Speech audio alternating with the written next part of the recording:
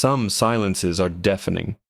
In the Ashworth mansion, the one clinging to Liam wasn't just loud, it was actively erasing him. I was just the maid, a silent witness to the Davies' perfect life. Until I discovered one of their beautiful twins was slowly starving, and the other was the monster orchestrating it. The Davies' house always smelled of lemon polish and unspoken resentment. I should know.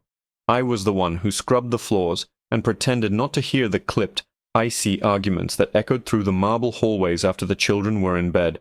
For 5 years, I was their maid, their nanny, their silent witness. To the outside world, they were the perfect family. Richard with his tailored suits and booming laugh, Eleanor with her pristine designer outfits and charity luncheons, and of course the twins, Leo and Liam. From the moment they were born, they were cast in their roles. Leo was the heir. He had his father's confident smile and his mother's striking blue eyes. He was robust, loud, and utterly charming. He was the sun around which the Davies universe revolved. And Liam was his shadow. He was born smaller, quieter, with wide, watchful brown eyes that seemed to hold the worries of a much older soul. Eleanor would dress them in identical outfits, but it only ever highlighted their differences. On Leo, the clothes looked crisp and perfect. On Liam, they always seemed a size too big, as if he were shrinking inside them. The problem started subtly. A few bites of mashed carrots pushed around a plate, a sippy cup of milk left untouched. I'd try to coax him, making airplane noises with the spoon like I did with my own grandchildren. "Just one more for Maria, sweet boy," I'd plead softly. Sometimes he'd oblige with a weak, watery smile, but Mrs. Davies, Eleanor, had no patience for it. "Don't coddle him, Maria," she'd snap from across the vast dining table, her eyes fixed on her phone. "He's seeking attention. If he's hungry, he will eat." But he didn't. Days turned into a week, then 2. Leo would devour his meals, smearing chocolate pudding on his cheeks with glee, while Liam's plate remained a pristine landscape of untouched food. The change in him was terrifying. The already small boy began to look fragile, like a porcelain doll. Dark circles bloomed under his eyes. His skin took on a pale, almost translucent quality.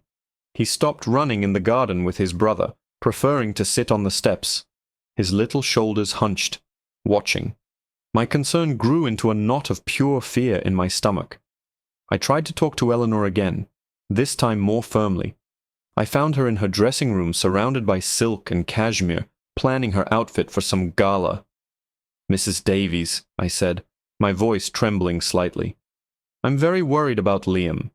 He hasn't eaten a proper meal in over 2 weeks. He's losing weight. I think we should take him to a doctor." She didn't even look at me, just held a diamond necklace up to her throat, admiring her reflection. "Maria, you are overstepping. He's a fussy eater. All children go through it. Leo went through a phase where he would only eat bananas. It passed. This will too. You're being dramatic." "But he's not just fussy," I insisted, my voice rising. "He looks ill. He seems frightened of the food." That got her attention. She finally turned, her perfectly painted lips thinning into a hard line. "Frightened? Don't be ridiculous. He's a perfectly healthy boy who is trying to manipulate us with his theatrics. Do not indulge it. It is not your place." The dismissal was as cold and sharp as a shard of glass. I was just the help. My opinion, my years of raising children and grandchildren, meant nothing. That night, I knew I couldn't let it go. Richard and Eleanor were out at their gala, leaving me in charge. Leo was fast asleep, his little chest rising and falling rhythmically. But Liam's room was silent. Too silent. I finished cleaning the kitchen, my mind racing. What was I missing? Why would a child, a perfectly healthy child, starve himself? It didn't make any sense. The house was quiet except for the hum of the refrigerator and the ticking of the grandfather clock in the hall, each tick sounding like a countdown. Around 11 p.m. I was doing a final check, turning off lights, when I passed the twins' playroom. The door was slightly ajar. I pushed it open to close it properly when I heard it. A faint sound. It wasn't a cry, not exactly. It was a soft rhythmic whisper coming from the nursery they shared, down the hall. My heart started to pound. Both boys should have been sound asleep for hours. Tiptoeing down the hall, I pushed their bedroom door open a crack. The only light was from a small, moon-shaped nightlight, casting long, eerie shadows on the wall. Leo was asleep in his crib on the left, snoring softly. I looked over at Liam's crib on the right. He wasn't in it. My blood ran cold. I scanned the room, my eyes darting into the shadows, and then I saw him. He was huddled in the corner, his back to me, and he wasn't alone. Hovering over him was the silhouette of his brother, Leo. The whispering was coming from Leo. I couldn't make out the words at first, just the low, insistent hiss. I crept closer, holding my breath, until I could finally hear what he was saying, and the words that reached my ears made my entire body freeze in horror. My hand flew to my mouth to stifle a scream, and the perfectly curated world of the Davies family shattered right before my eyes. "The food is poison, Liam." Leo's voice was a venomous whisper, a sound no 3-year-old should be able to make. It was smooth, confident, and utterly chilling. "Mommy made it for you. It will make your tummy hurt until you die. They'll put you in a box and bury you in the dirt. But my food is special. It's safe. Only I can eat." He leaned closer, his shadow engulfing his smaller brother. "If you tell, the monster under the bed will eat you. I'll tell him to. So you have to be quiet. You have to be good. And you must never, ever eat." My mind struggled to comprehend it. This wasn't a childish game. This was systematic torture. Leo, the golden child, the charming, perfect son, was methodically and deliberately starving his own twin brother.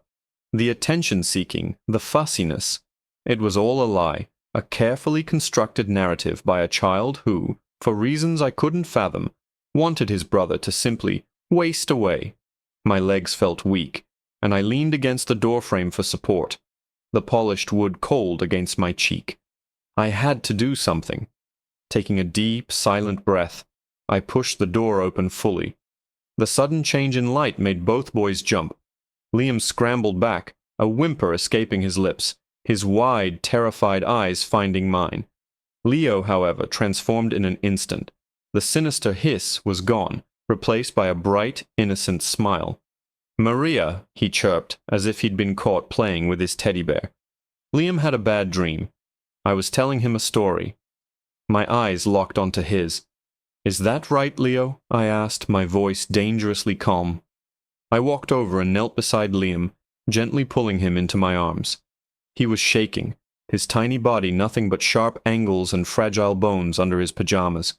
He clung to me, burying his face in my shoulder, his small hands gripping my uniform like a lifeline. I looked back at Leo, who was watching us, his head tilted, that placid smile never leaving his face. There was no flicker of guilt in his eyes, only a cold, unnerving curiosity. The next morning the pretense was suffocating. At breakfast, Eleanor placed 2 identical bowls of oatmeal in front of the boys. Leo dug in with gusto.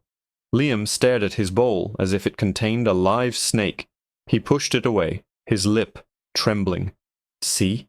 Eleanor said to me with an exasperated sigh, not even looking up from her tablet. Theatrics. I wanted to scream. I wanted to shake her and tell her to open her eyes, to see the monster she was raising, and the victim she was ignoring. But I knew it was useless. My word against her perfect sons. I would be out on the street before I could even finish my sentence. So I played their game. I cleared the untouched bowl without a word, but a plan was forming in my mind, a desperate, risky plan. I couldn't fight this battle in the open. I had to go underground. That night, I waited. I waited until the grand house was deep in slumber, until the sounds of the city outside had faded to a distant hum. I crept into the kitchen, the cold tiles chilling my bare feet. I didn't dare turn on a light. Working by the glow of the oven clock, I warmed some milk and mixed in a little honey and a spoonful of rice cereal, making a thin, sweet porridge that was easy to swallow. My heart hammered against my ribs with every clink of the spoon. Carrying the small bowl and a baby spoon, I moved like a ghost back up the stairs. The twins' room was silent. I stood by the door, listening for a full minute before daring to enter. Inside, the moon-shaped nightlight cast its familiar soft glow. I went straight to Liam's crib. He wasn't asleep. His eyes were wide open, two dark pools in the dim light, tracking my every move. I put a finger to my lips and leaned in close. "Shh, my sweet boy," I whispered, my voice barely a breath. "I have something for you. It's not from Mommy. It's from Maria. It's magic food. It's safe." He stared at the bowl, then back at me, his little brow furrowed with a fear so profound it broke my heart. I dipped the spoon in and brought it to his lips. He flinched, turning his head away. "No," he breathed, the word a tiny puff of air. "Poison." My throat tightened. "No, little one. Not poison. It's strength. It's love. Just one bite. For me." I held the spoon steady, my hand trembling. He watched my face for what felt like an eternity. Then, slowly, hesitantly, he opened his mouth and accepted the smallest taste. He swallowed. His eyes widened slightly, not in pain, but in surprise. I offered another spoonful, and he took it, and another. We fell into a silent, secret rhythm, a conspiracy of two in the dead of night. Spoonful by spoonful, I was feeding hope back into this forgotten child. A tear of pure relief rolled down my cheek and splashed onto his little hand. He was eating. He was going to be okay. I felt a surge of triumph, a belief that I could fix this, that I could save him. I was so focused on him, so lost in the moment, that I didn't hear the rustle of blankets from the other side of the room. It was only when I went to offer the last spoonful of porridge that a chill ran down my spine, a primal sense of being watched. I slowly lifted my head and looked towards the other crib, and my blood turned to ice. Across the room, Leo was sitting bolt upright. He wasn't crying or calling out. He was just watching us, his face a pale circle in the darkness, and in the faint glow of the nightlight, I could see his eyes, wide and unblinking, fixed on me with an expression of pure, chilling fury. The silence in the room was a living thing, thick and suffocating. My breath hitched in my chest. Leo's eyes, those brilliant blue eyes that everyone raved about, were like chips of ice. There was no childish sleepiness in them, no confusion. There was only a calculated adult-like rage that had no place on the face of a 3-year-old. He didn't say a word. He just stared, his small hands gripping the bars of his crib, so tightly his knuckles were white. Liam, sensing the shift, started to tremble in my arms again.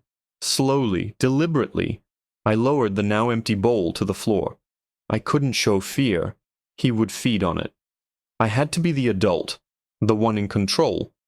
Even if my insides were churning with a terror I had never known, I gently settled Liam back into his crib, pulling his blanket up to his chin.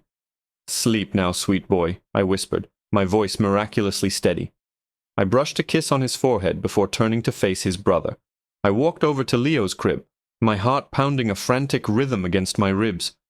I stood there, looking down at him. He looked up at me, his perfect angelic face a mask of cold fury. "You're a bad lady," he finally said, his voice low and flat. "You gave him the poison food." "That wasn't poison, Leo," I said softly, keeping my voice level. "That was good food to make him strong. Brothers are supposed to help each other be strong." A flicker of something annoyance, contempt, crossed his face. "He's not my brother," he hissed, the venom returning. "He's a crybaby. Mommy says so. Daddy says so. He's weak." He pointed a small accusatory finger at me. "I'm going to tell Mommy you came in our room. She'll be mad. She'll send you away forever. And then there will be no one to give him the poison." The threat hung in the air, simple, childish, and utterly terrifying in its implications. He knew exactly what strings to pull. My job, my livelihood. I needed this job. But looking from his cold, defiant face to Liam's frail, sleeping form, I knew I couldn't back down. "Good night, Leo," I said, my voice firm. I turned and walked out of the room, not looking back, my body rigid, waiting for the scream, the cry for Mommy that would seal my fate. But it never came. There was only silence. The next few days were a quiet, nerve-shredding war. The secret feedings continued, but now they were exercises in pure stealth. I would wait until I was absolutely certain Leo was in a deep sleep, sometimes standing outside their door for half an hour, just listening to their breathing patterns. Every floorboard creaked like a gunshot. Every shadow seemed to hold a small, watching figure. During the day, Leo was a model of perfection. He was charming to his parents, sweet to his nanny, but with me there was a new dynamic. When his parents weren't looking, he would fix me with that cold, knowing stare. He'd walk past me and brush against my leg, a tiny act of intimidation. He was reminding me that he knew my secret, that my fate was in his hands. And I saw signs of my late-night efforts paying off. A little bit of color returned to Liam's cheeks. He had a bit more energy, even managing a small, genuine smile when I blew bubbles for him in the garden. It was just enough to keep me going, to make me believe this insane risk was worth it. But I knew Leo saw it too, and I knew he wouldn't stand for it. The trap was sprung on a Thursday. Eleanor was preparing for yet another charity auction. I was in her dressing room, dusting the antique vanity while she clasped a string of pearls around her neck. "Have you seen my sapphire earrings, Maria?" she asked, rummaging through a velvet-lined jewelry box. "The ones Richard got me for our anniversary? The little teardrop ones?" "I haven't, Mrs. Davies," I said honestly. "I can help you look." We searched for 10 minutes, but they were nowhere to be found. Eleanor was visibly irritated, but eventually chose another pair and rushed out of the house, calling over her shoulder, "If you find them, put them in my safe immediately." Later that afternoon, Leo did something unusual. He sought me out in the kitchen while I was polishing silver. He came up to me and wrapped his little arms around my legs in a hug. I froze, completely taken aback. It was the first time he had shown me any affection in weeks. "Thank you for my snack, Maria," he said, his voice muffled against my apron. I had given him apple slices not 10 minutes earlier. "You're welcome, Leo," I said, cautiously patting his head. He pulled away, gave me one of his brilliant camera-ready smiles, and ran off to the playroom. For a foolish moment, my heart lifted. Maybe I had gotten through to him. Maybe he was just a confused little boy after all. The storm broke 2 hours later. Eleanor returned, her mood even fouler than when she left. "The earring is still missing," she announced, storming into the kitchen. "I've looked everywhere. It's not in my car, not in my purse, it's just vanished." She began pacing, her heels clicking angrily on the stone floor. "That set was worth a fortune. Richard is going to be furious." Just then, Leo ran in. "Mommy, Mommy!" he cried, his face a perfect picture of distress. "Maria was in your room again. I saw her." Eleanor stopped pacing and turned to me, her eyes narrowing. "Is that true, Maria?" "Yes, Mrs. Davies," I said calmly. "I was cleaning in there this morning, as I always do." "Did you see my earring?" "No, ma'am, I told you that." Leo tugged on his mother's dress. "She's a bad lady, Mommy. She took my teddy bear yesterday and hid him." It was a lie, a blatant, ridiculous lie, but it was a seed of doubt planted in Eleanor's already agitated mind. "Don't be silly, Leo," Eleanor snapped. But she was looking at me. "Maria, empty your pockets." I felt a chill crawl up my spine. It was happening. This was his plan. "Mrs. Davies, I would never—" "Empty them," she commanded, her voice like steel. My hands were shaking as I pulled the contents from my apron, a dust cloth, a small tube of hand cream, a tissue. Nothing. I felt a wave of relief. He had failed. But then her eyes moved to the coat hanging on the hook by the back door. "That one too," she said. My heart plummeted. My old wool coat. I wore it to and from the bus stop every day. I walked over, my legs feeling like lead, and began to empty the pockets. A bus pass, a stray coin, a crumpled grocery list. My fingers brushed against something small, hard, and cold in the bottom of the right pocket.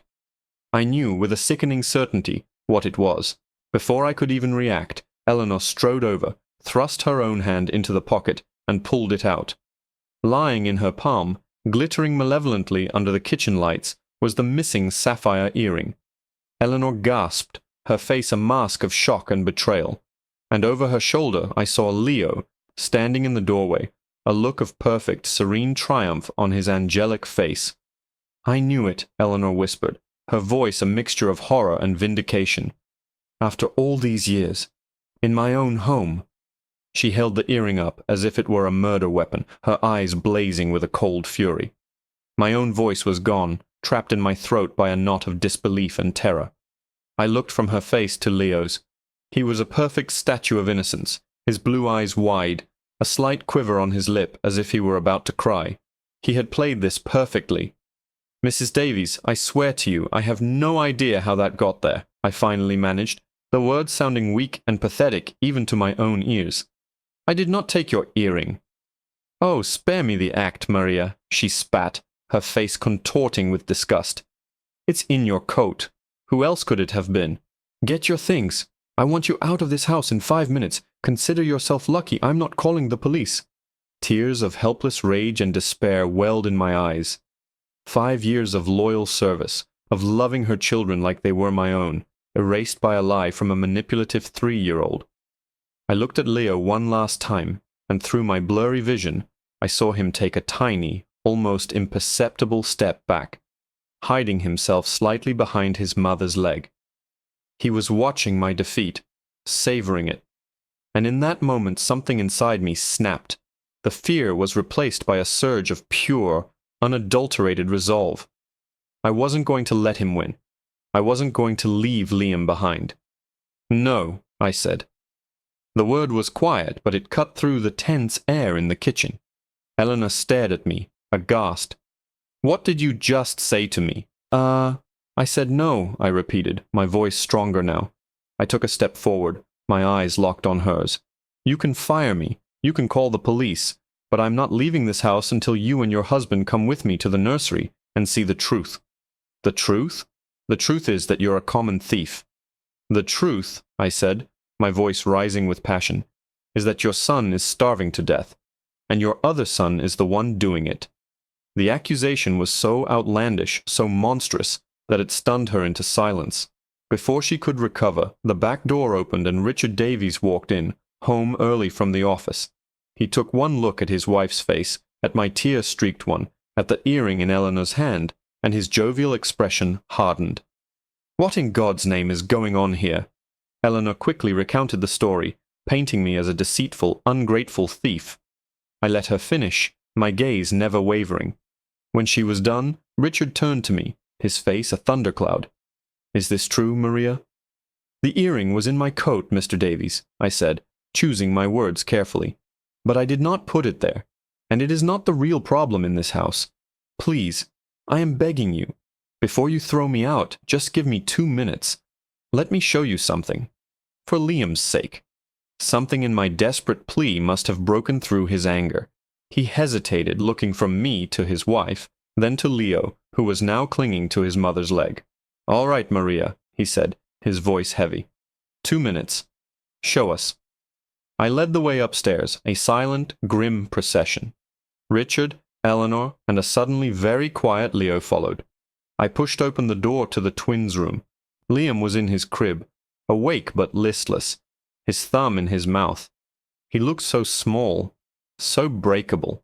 I walked over to the small dresser between the cribs and pulled open the bottom drawer, the one filled with spare blankets and pajamas. "I found this yesterday when I was putting away the laundry," I said, my voice shaking as I reached into the back of the drawer. My fingers closed around it.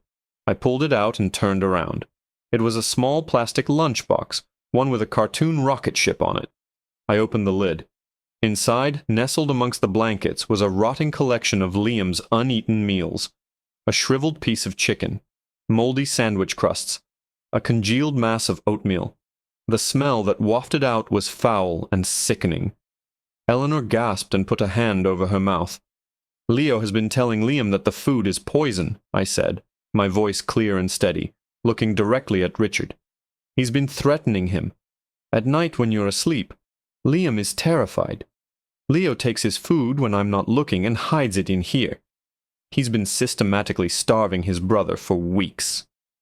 Richard stared at the box, then at Liam's frail form in the crib, and a dawning horror spread across his features. The pieces were finally clicking into place. He turned slowly to his golden child. "Leo," he said, his voice dangerously low. "Is this true?" Leo's composure finally crumbled. His face, stripped of its confident mask, looked pale and pinched. He burst into tears. Real, terrified tears this time. "Liam's bad," he wailed, pointing a trembling finger at his twin. "He cries all the time. You and Mommy only love him. You always say poor Liam, poor little Liam. You love him more. I wanted him to go away."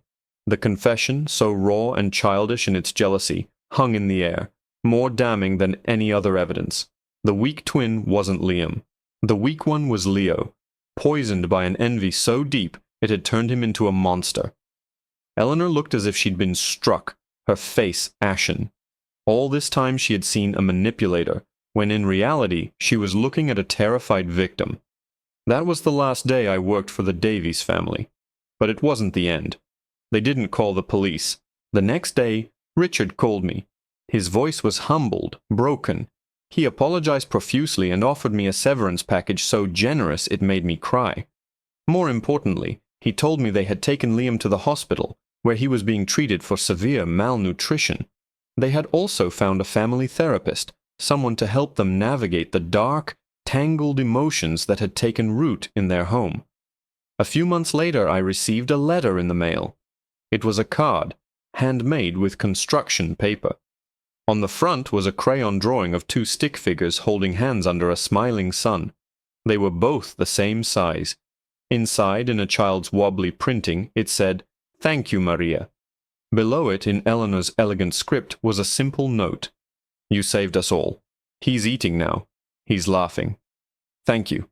I folded the card and placed it on my mantelpiece, a reminder that sometimes the quietest voices are the ones that need to be heard the most, and that even in the darkest of houses, a single act of courage can be enough to let the light in.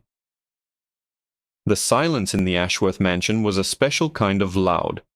It was the heavy, oppressive silence of polished marble floors that reflected everything but warmth, and of soaring ceilings that seemed to swallow sound whole. I'd been the housekeeper for the Ashworths for 5 years, and in that time I'd learned to read the silences. There was the tense silence of a marital spat, the smug silence of a successful business deal, and the brittle, fragile silence that always surrounded their youngest son, Liam. He and his twin brother Leo were 13, but they were worlds apart. Leo was the sun-bright, athletic, and effortlessly charming. He was the son Mr. Ashworth bragged about at the country club, the one whose trophies gleamed in the dedicated glass cabinet in the study. Liam, however, was the shadow. He was quiet, artistic, and born with a fragility that Mrs. Ashworth seemed to view as a personal failing. He was smaller, paler, and always seemed to be braced for a criticism that was sure to come. He was, in his parents' unspoken words, the weaker twin. The problem started subtly. A few months ago, I noticed Liam's dinner plates were coming back to the kitchen almost untouched. I was the one who cooked for the family, and I took pride in my food. I tried making his favorites, creamy macaroni and cheese, crispy chicken tenders, even the chocolate lava cakes he used to adore. Nothing worked. The food would be pushed around, a single bite taken from a corner, but the plate was essentially full. At first I didn't think much of it, a teenage phase perhaps. But then I saw the changes in him. The already pale skin became almost translucent, stretched taut over his cheekbones. Dark circles, like bruises, bloomed under his large, sad eyes. His school uniform, which used to fit him perfectly, began to hang off his shrinking frame. He moved through the cavernous house like a ghost, his footsteps making no sound on the plush runners. I tried to bring it up with Mrs. Ashworth. I found her in the sunroom, arranging a bouquet of sterile white lilies. "Ma'am," I began, wringing my apron in my hands, "I'm a bit concerned about Liam. He's not really eating anything I make." She didn't look up from her flowers. "He's a picky eater, Clara. Always has been. He's probably just seeking attention now that Leo is getting so much praise for his football season." She snipped the stem of a lily with a sharp, final sound. "He'll eat when he's hungry. Don't coddle him." Her dismissal felt like a slap. I wasn't coddling him. I was worried. The boy was wasting away before our very eyes. The dinner table became a nightly theater of cruelty. Mr. Ashworth would boom, "Look at that, Leo. Cleaned your plate. That's my boy. Building strength." Then his eyes would slide to Liam's plate, piled high with food, and his face would harden. And you, Liam, still picking at your food like a bird. How do you expect to ever amount to anything if you can't even handle a piece of steak? Liam would just shrink further into his chair, his eyes fixed on his plate, his fork frozen in his hand. He wouldn't cry or argue. He would just disappear. Leo, for his part, would sometimes cast a quick, unreadable glance at his brother before launching into a story about his day, successfully drawing his parents' attention back to him. The shining star.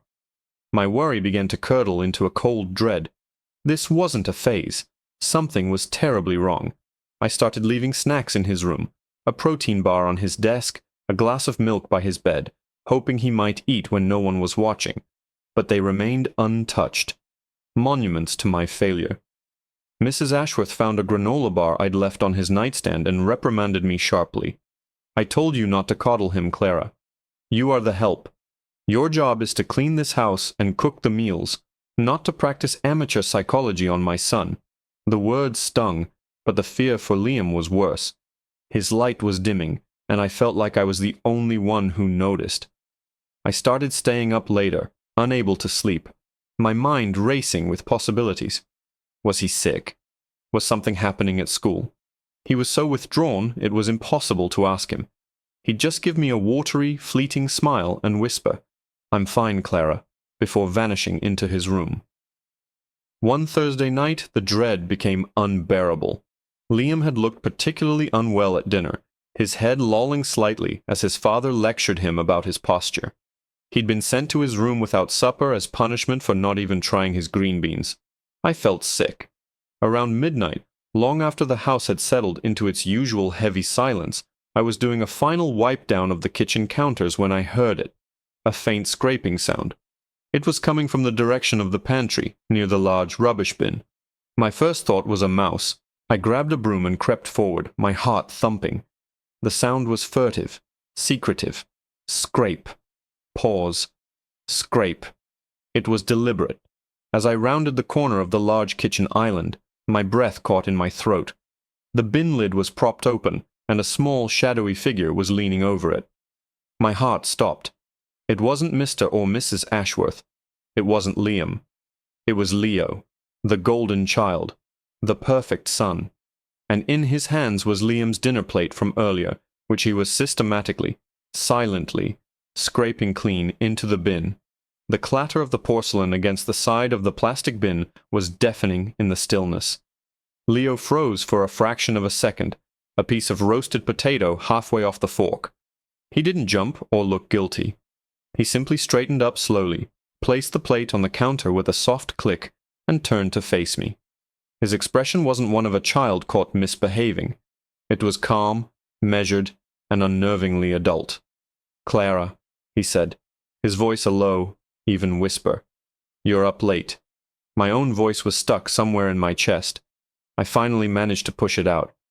"Leo, what are you doing? That's Liam's dinner."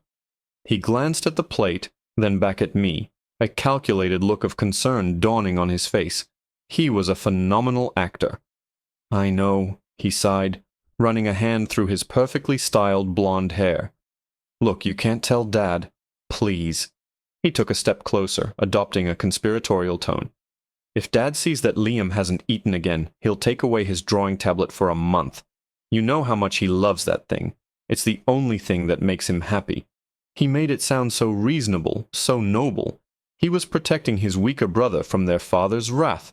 It was the perfect explanation, the kind of story that would make the Ashworths praise him for his maturity if they ever found out. But standing there in the cold blue light of the kitchen's under-cabinet LEDs, I didn't believe a word of it. It wasn't just the coldness in his eyes that I'd glimpsed before he'd put on his mask of concern.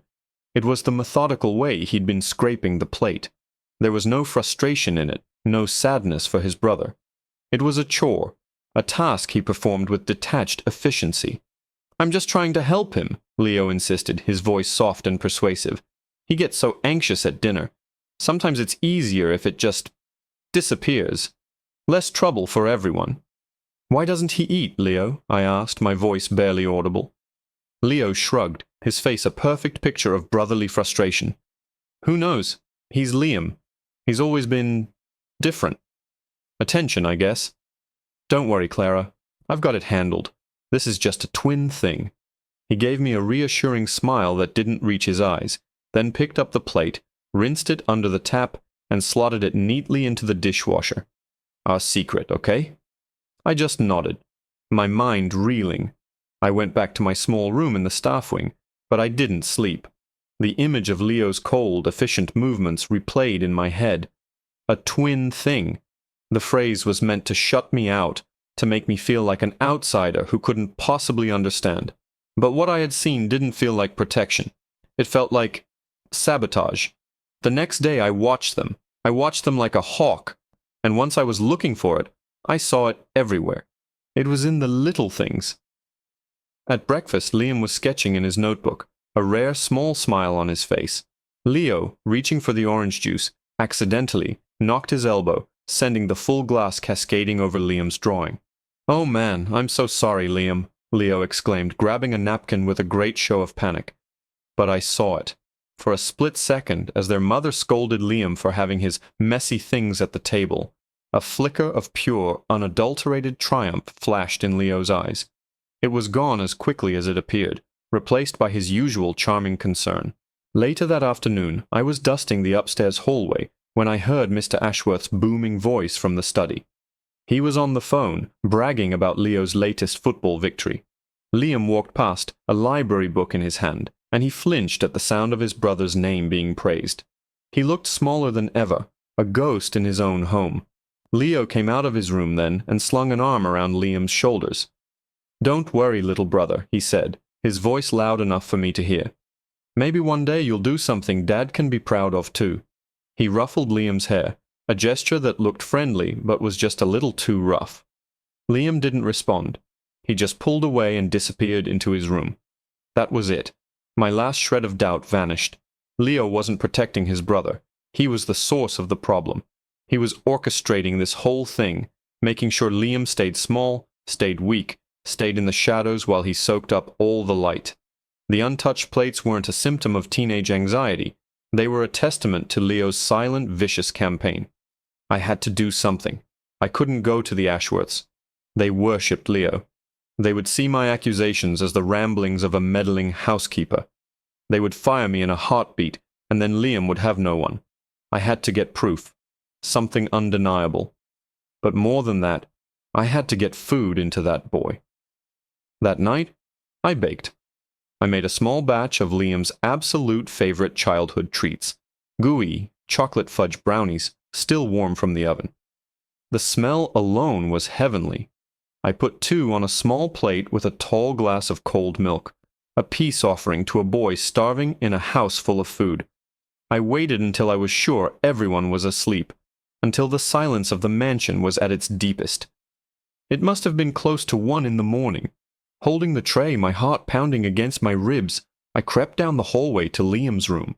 His door was usually shut tight, but tonight it was cracked open just a sliver. A faint light spilled into the hall. I paused, holding my breath.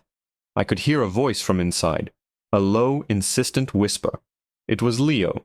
I crept closer, my slippered feet making no sound on the thick carpet. I peered through the crack.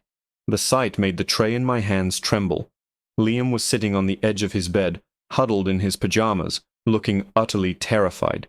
Leo stood over him, not touching him, but his presence was a physical force, pinning his brother in place. He wasn't yelling. He was speaking in a calm, almost hypnotic tone, and his words were colder than any winter night. "We've been over this," Leo whispered, his voice laced with venomous sweetness. "You know the rules. Every bite you eat is food you don't deserve. It's my food. Every bit of strength you gain, you're stealing it directly from me. And I will not let you be stronger than me. Ever." He leaned in closer, his face inches from his twins. "So you will not eat, Liam. You will smile at Clara, and you will tell her you're fine. Because if I find out you've eaten so much as a single crumb, I will take your sketchbook, and I will personally rip every single one of your precious drawings into confetti, right in front of your face. Do you understand me?" My blood ran cold. The tray of brownies felt like it weighed 100 pounds. My knuckles were white, where I gripped the ceramic plate. This wasn't just sibling rivalry.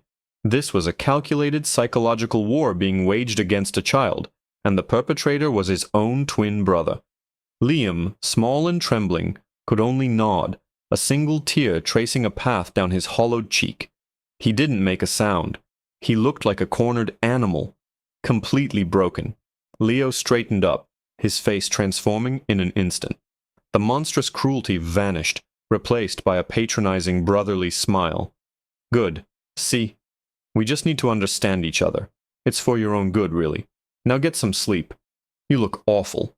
He patted Liam's head, a gesture of ownership rather than affection, and turned to leave. My body moved before my mind could process the danger. I flattened myself against the wall in the darkened hallway, melting into the shadows of a large, decorative urn. My heart hammered so loudly I was sure he would hear it. Leo walked out of the room, pulling the door almost shut behind him, and headed toward his own bedroom at the end of the hall without a backward glance. I stayed frozen in place, listening to the click of his door, the creak of his bed, and then, finally, the return of that heavy, oppressive silence. I waited for what felt like an eternity, every nerve ending screaming. The milk on the tray was getting warm. The brownies were cooling. Slowly I pushed myself off the wall and crept back to Liam's door. I pushed it open gently. The only light came from his small desk lamp, casting long, distorted shadows across the room. Liam was exactly where Leo had left him, sitting on the edge of his bed, staring at nothing. He hadn't moved a muscle. "Liam," I whispered, my voice thick with emotion. He jumped, his head snapping up. His eyes were wide with fear, and for a second, I think he thought Leo had come back. When he saw it was me, some of the terror receded, but it was replaced by a deep, impenetrable wall of shame. He quickly wiped his cheek with the back of his pajama sleeve. I walked over and placed the tray on his nightstand.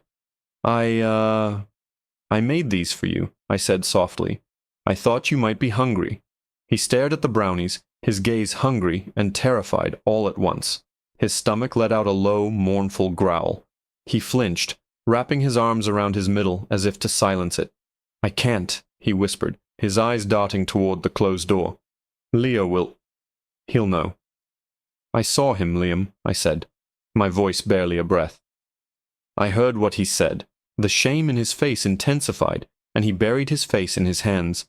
His thin shoulders started to shake with silent, racking sobs. I sat on the bed beside him, not touching him, just being there. I let him cry. I let all the fear and the misery he'd been holding inside pour out of him in the safety of that dimly lit room. After a few minutes, the sobs subsided into shuddering breaths. "He told me," Liam finally whispered, his voice muffled by his hands, "that when we were born, I was so weak I almost didn't make it. He said I stole his strength in the womb. That's why he's always been bigger, faster. He says I owe him, and that every time I eat, I'm stealing from him again, trying to get stronger than him. And he can't let that happen." The words were so twisted, so monstrous, that I felt a fresh wave of rage wash over me. Leo had been feeding him this poison for years, crafting a narrative where Liam's very existence was a debt he could never repay. He had weaponized their parents' blatant favoritism and turned it into a prison for his brother. "That is not true, Liam," I said firmly, finding a strength I didn't know I had. "That is a cruel, wicked lie. You deserve to eat. You deserve to be strong and healthy. You are not stealing from anyone by living." He looked up at me, his eyes red-rimmed and full of doubt. "But Dad always says Leo is the strong one. Mom says I need to be more like him." "Your parents, they don't see everything, Liam." I picked up the plate of brownies. "But I do. And I know you are starving. You need to eat. Forget Leo. Forget your parents for 1 minute. Let's just get some food in you. Right here. Right now. I won't let him hurt you. I promise." He looked from my face to the brownie, his hand trembling as he reached for it. It was the most heartbreaking sight I had ever witnessed, a child terrified of food. He took a small, hesitant bite. His eyes closed, and a look of pure, unadulterated relief washed over his face. He devoured the first brownie in seconds, then the second. He drank the entire glass of milk without stopping for breath. When he was done, He looked at me, a smear of chocolate at the corner of his mouth, and gave me the first genuine, hopeful smile I had seen from him in months. "Thank you, Clara," he whispered. We had a secret. For the next 2 weeks, my life revolved around feeding Liam. It was a covert operation. I'd sneak food into his room when everyone was out. I'd meet him in the library with a sandwich while he was supposed to be studying. We used my small staff bathroom to dispose of the evidence. Slowly, so slowly, a little bit of color returned to his cheeks. He still picked at his food at the dinner table, playing his part in Leo's sick theater, but now it was an act, and I could see the change. He was a little less tired, a little more present. He started sketching again with a renewed passion. I knew this couldn't last. We were living on borrowed time. Leo was smart. He was observant. He would notice. I needed a plan. I needed undeniable proof to show the Ashworths, something they couldn't possibly ignore or explain away. My phone became my weapon. I started trying to record their interactions, but Leo was careful. He never said anything incriminating when I was around. Then, one evening, I overheard Mrs. Ashworth on the phone, talking to the headmaster of the boys' school. They were planning the annual parent-teacher-student conference for the following week. She mentioned it would be held in the headmaster's office, and that all the twins' teachers would be there. An idea, desperate and dangerous, began to form in my mind. The headmaster's office. I had cleaned it once when I'd helped cater a school event. I remembered seeing a small potted ficus tree on the corner of his bookshelf. It was the perfect hiding spot. The risk was enormous. If I was caught, I wouldn't just be fired. Mrs. Ashworth could make sure I never worked in this town again. But when I looked at Liam, who was quietly reading in the corner, a faint light back in his eyes, I knew I had no choice. I had to expose Leo, no matter the cost. The day of the parent-teacher conference, my stomach was a knot of anxiety. I had called in sick to my evening shift, claiming a migraine, the first time I'd ever missed a day of work. The lie sat heavy on my tongue, but it was a necessary evil. I drove to the school in my old rattling car an hour after the last bell, my heart pounding a frantic rhythm against my ribs. I knew the janitor's schedule. I knew he started on the ground floor and worked his way up. I had a 20-minute window. Slipping through a side door I'd propped open earlier with a tiny pebble, I moved through the empty, echoing halls of the prestigious school. The silence here was different from the mansions. It was a peaceful, expectant silence, full of the ghosts of learning and laughter. I found the headmaster's office, the door unlocked as I'd hoped. Inside, it smelled of old books and floor polish. My hands trembled as I took out the tiny audio recorder I'd bought from a spy shop online. It was no bigger than my thumb. I switched it on, tucked it deep into the soil of the ficus tree on the bookshelf, and camouflaged it with a few faux leaves. Then I fled, my conscience screaming at the line I had just crossed. The next 24 hours were the longest of my life. I went about my duties at the mansion in a daze, jumping at every sound, convinced that police would show up at the door to arrest me for planting a bug in a school. I avoided Leo, whose smug confidence seemed more pronounced than ever. I gave Liam a reassuring nod when no one was looking, and he gave me a small, nervous smile in return. The Ashworths returned from the conference late that evening. Mrs. Ashworth looked irritated. Mr. Ashworth looked bored. Nothing seemed out of the ordinary. They went through the motions of dinner, with Mr. Ashworth praising Leo for his glowing reviews and chiding Liam for his lack of engagement. It was as if nothing had happened. My heart sank. Had the recorder failed? Had they not discussed Liam's health at all? My desperate gamble, it seemed, had been a total bust. The following morning, I went to the school before dawn, my stomach churning with dread. I retrieved the recorder, my fingers clumsy with fear. I spent the rest of the morning hiding in my room, headphones on, listening. Most of it was standard school talk. Leo's excellence in sports, his leadership qualities, his stellar grades. Liam's teachers were more hesitant. They praised his artistic talent but noted his withdrawal, his fatigue, his lack of participation. Then the headmaster cleared his throat. Mr. and Mrs. Ashworth, his voice was grave. We also need to discuss Liam's physical well-being. His teachers and the school nurse have all expressed extreme concern. He's lost a significant amount of weight. He often seems lethargic, and frankly, he looks unwell. Have you spoken to a doctor? There was a pause. Then Mrs. Ashworth's sharp voice cut in. He's a teenager. He's picky. We are handling it. I'm afraid it's more than that, the headmaster insisted gently. Perhaps we should ask the boys. Leo, you're his twin. You see him more than anyone. Do you have any idea what's going on with your brother? And then I heard it. Leo's voice smooth as silk, oozing with false concern. I've tried to talk to him, sir. I really have. But he won't listen. He says things. Strange things. What sort of things? Mr. Ashworth asked, his tone suddenly sharp. He says he doesn't deserve to eat, Leo said, his voice dropping to a conspiratorial whisper. He says that being strong is my job, and he needs to stay weak. He told me it's a game he's playing, to see how long he can go. He thinks it's funny. I beg him to eat. I even try to eat his food for him so you and Dad won't get mad. But he just won't stop. My blood turned to ice. He was using the truth, twisting it into a weapon to paint Liam as mentally unstable, as the architect of his own destruction. It was diabolical. It was brilliant. And the Ashworths were buying it. I could hear their murmurs of shock and embarrassment. They weren't horrified for Liam. They were horrified for themselves. Leo had won. He had checkmated us all. I sat there on my bed, shaking with fury. He wasn't going to get away with it. I downloaded the audio file to a cheap, disposable USB stick. I typed out an anonymous letter explaining everything I had seen and heard, including a transcript of the chilling conversation I had overheard in Liam's bedroom. I addressed the package to the headmaster, marked it urgent and confidential regarding Liam Ashworth, and paid a courier to deliver it to the school that very afternoon. The explosion came 2 days later. I was polishing silver in the dining room when Mr. and Mrs. Ashworth stormed in. They had just returned from an emergency meeting at the school. Their faces were pale, their expressions a mixture of fury and utter disbelief. They didn't speak to me. They marched straight upstairs, and I heard them yelling, not at Liam, but at Leo.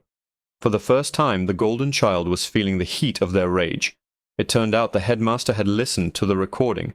He had called in the school counselor, and together they had spoken to Liam, alone, away from his parents, away from his brother, with the gentle prompting of professionals who had been handed the key to his prison. Liam finally told them everything, the whole twisted, poisonous story.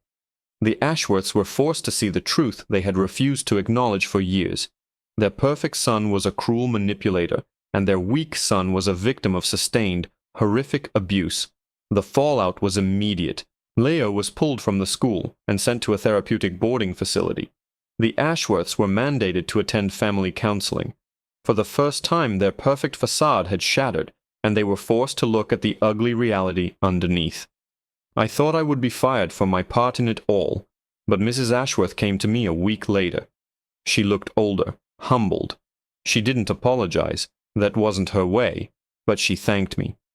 "You saved him, Clara," she said, her voice barely a whisper. "You saw what we refused to see. I stayed on at the mansion. It's quieter now, but it's a different kind of quiet. It's a healing silence. Liam is getting help, both from doctors and therapists. He's slowly gaining weight, but the real change is in his eyes. The fear is gone. He sketches constantly, his drawings full of vibrant color. The other day, I came into the kitchen and found him standing at the counter, a cookbook open, a smear of flour on his nose. He was trying to bake brownies. He looked up at me and smiled, a real, wide, brilliant smile. "Want to help me, Clara?" he asked. And in that moment, I knew the shadow had finally been chased away by the light, his own light, and it was stronger than anyone had ever imagined.